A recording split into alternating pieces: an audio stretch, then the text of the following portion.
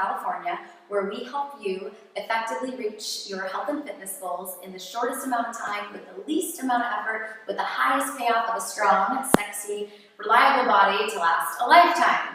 We're here today with Dr. Talene Churukian. She is a board-certified sleep specialist, and part of our triple fat loss formula is incorporating recovery and mindset. And so she's actually going to give us a doctor's perspective of the importance of sleep, and not just any sleep, like real quality sleep. So thank you so much, Dr. Churukian. We are so glad that you're here. Thank you, Lauren. I'm very excited to be a part of the program. All right.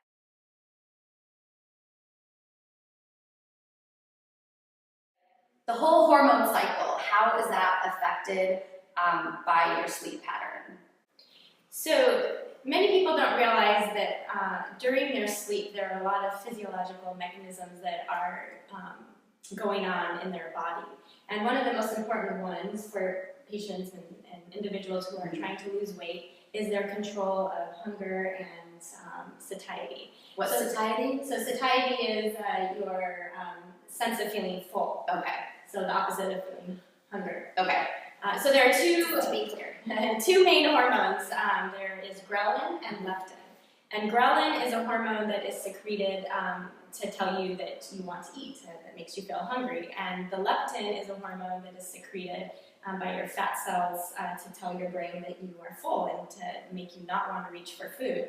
So in individuals who are sleep deprived or who are not getting the proper sleep, have an imbalance of those two hormones. So the ghrelin will actually be elevated and the leptin will be lower, so then they will actually be feeling hunger, and their body will be predisposed to adipose deposition. Which is? Fat. Fat! Your body is being signaled to store fat.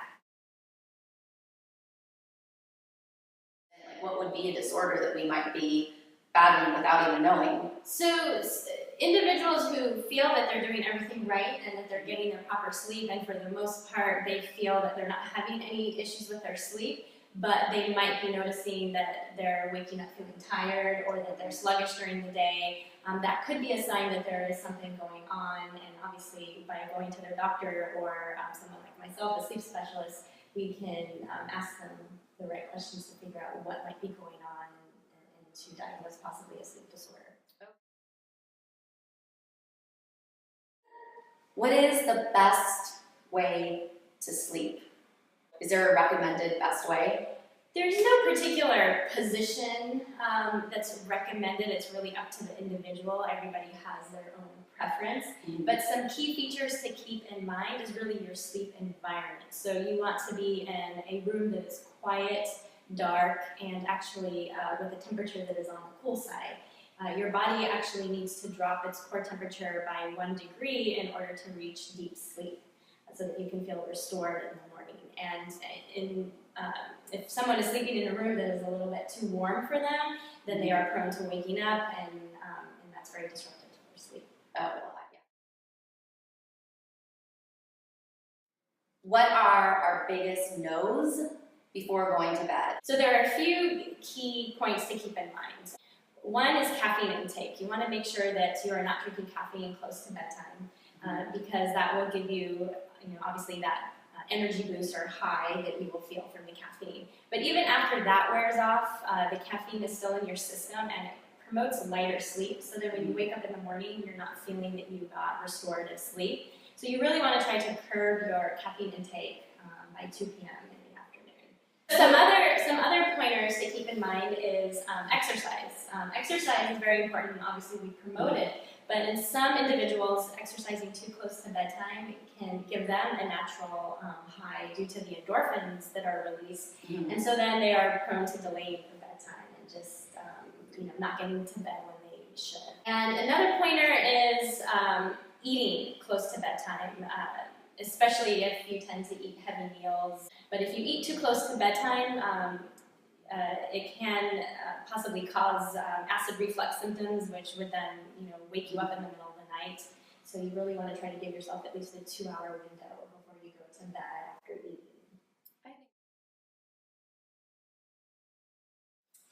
So now that we know what not to do, what are your biggest tips to have a good sleep experience?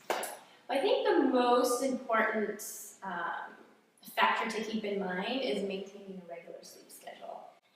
We are very privy to everything that's going on in our lives and the stressors and pressures to accomplish a lot in the day. But one of the most important things to keep in mind is have on your list of things to do is to sleep and to try to maintain a regular bedtime and wake up time. And most importantly is the wake up time, because your exposure to bright lights is what helps to set your sleep drive for the following night. And then sleep drive is just our desire. Yes, so we have essentially what's called a physiological drive to sleep.